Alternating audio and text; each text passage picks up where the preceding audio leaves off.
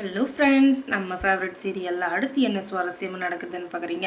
இந்த ராஜேஸ்வரியோட அராஜகமும் அட்டூழியமும் நாளுக்கு நாள் ரொம்பவே அதிகமாகவே போயிட்டுருக்கு. இதுக்கெல்லாம் ஒரு முடிவே இல்லையா? இவளுக்கு முடிவு கட்டுறதுக்கு ஒரு சரியான ஆள் இல்லவே இல்லையா அப்படின்னு சொல்லிட்டு எத்தனையோ நாள் நம்ம மல்லி வந்து கதறியிருக்காங்க. ஏன்னா அந்த அளவுக்கு ஓவராக பண்ணிகிட்ருக்கா இந்த ராஜேஸ்வரி.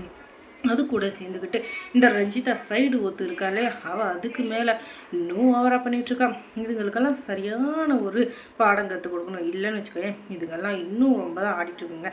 என்ன தான் பண்ணலாம் அப்படின்னு சொல்லிட்டு எல்லாரும் யோசிச்சுட்ருக்க. கடவுளாக பார்த்து அமுச்சு வச்சாருங்க பாருங்கள் ஒருத்தரை. அவங்க தான் நம்ம வித்யாமா. அவங்க இப்போ என்ட்ரி கொடுக்குறாங்க. அவங்க எப்படி மாதம் என்ட்ரி கொடுத்தாங்க அப்படின்னு சொல்லிட்டு பார்த்தீங்கன்னா, இந்த ராஜேஸ்வரி இருக்கா இல்லையா, அவள் இருந்துக்கிட்டு இப்போ அவளுடைய உச்சகட்ட இதில் இருக்க. அது என்னென்னா, அவள் ஆணவத்தை இப்படியெல்லாம் காட்டலாம் அப்படின்றதுக்கான உதாரணத்தை அவளே அங்கே எடுத்து காட்டுறா. இப்போ மல்லியும் அவங்க அன்னபூர்ணியமாவும் இருக்காங்க இல்லையா, அந்த வீட்டில் வந்து ஒரு மீட்டிங் நடக்க போகுது அப்படின்னு சொல்லிட்டு 1 மணி நேரத்துக்கு எங்கள் மீட்டிங் வந்து இங்கே நடக்க போகுது.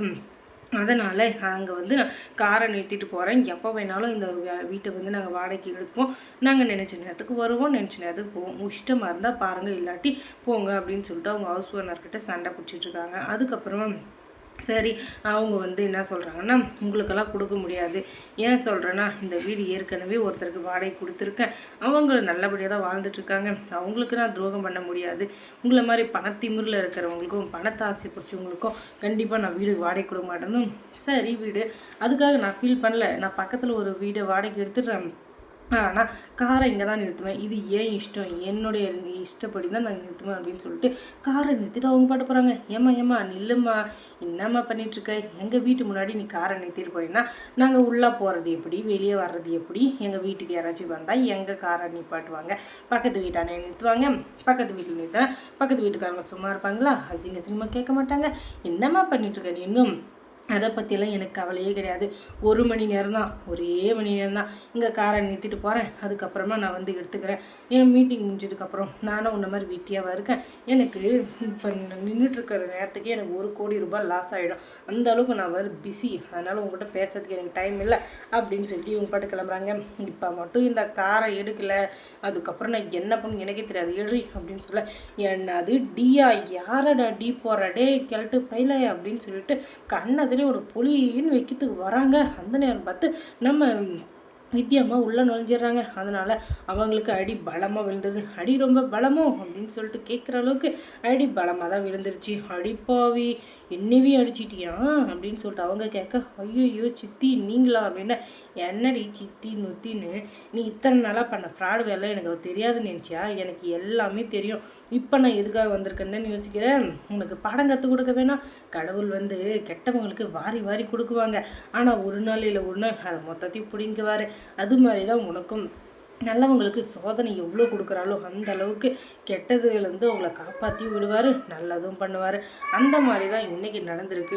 இதில் வந்து மாட்ட போகிறது யாருன்னு பார்த்தோன்னா நீ மட்டும்தான். உன்னை வந்து தர மட்டமாக்கி உன்னை நடு தெருவில் நிறுத்தி, உனக்குன்னு ஒரு ஆள் கூட இல்லாமல் உங்க நடு தெருவில் நிறுத்தலை. என் பேர் வித்யா இல்லை அப்படின்னு சொல்லிட்டு இவங்க சொல்கிறாங்க.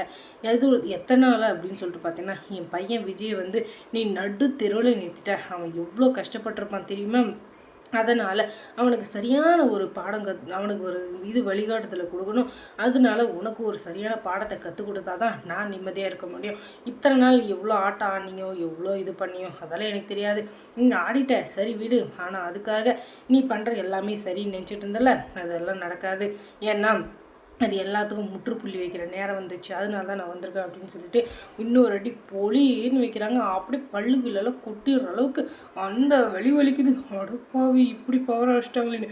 ஆனால் அவங்க சித்தி இல்லையா, அதனால் திரும்பி அடிக்க முடியாது. என்னவே அடிச்சிட்டிங்களே, நான் யாருன்னு காட்டுறேன் அப்படின்னு சொல்லிட்டு அந்த இடத்துல சபதம் போட்டு நான் வந்து திரும்ப வர்றப்ப உங்களுக்கு சரியான பதிலடி கொடுப்பேன். நான் வந்து எப்போவுமே ஒரு இதை வாங்கிட்டேன்னு வச்சுக்கோங்க, அதை டபுளாக திருப்பி கொடுப்பேன். அது நல்லதாக இருந்தாலும் சரி, கெட்டதாக இருந்தாலும் சரி, அது நான் கொடுக்குற விதத்தை பொறுத்து, அதை வாங்குறவங்க இடத்த பொறுத்து. உங்களுக்கு நான் வந்து ஏதோ ஒன்று செய்யணும் அப்படின்னு சொல்லிட்டு நினைக்கிறேன்.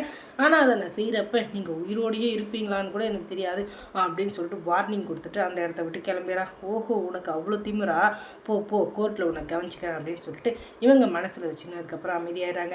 இதுக்கப்புறம் மல்லி சீரியலில் என்ன சுவாரஸ்யமாக நடந்திருக்கும் நீங்கள் தெரிஞ்சுக்கணுன்னா நம்ம சேனலை சப்ஸ்கிரைப் பண்ணுங்கள். தேங்க்ஸ் ஃபார் வாட்சிங்.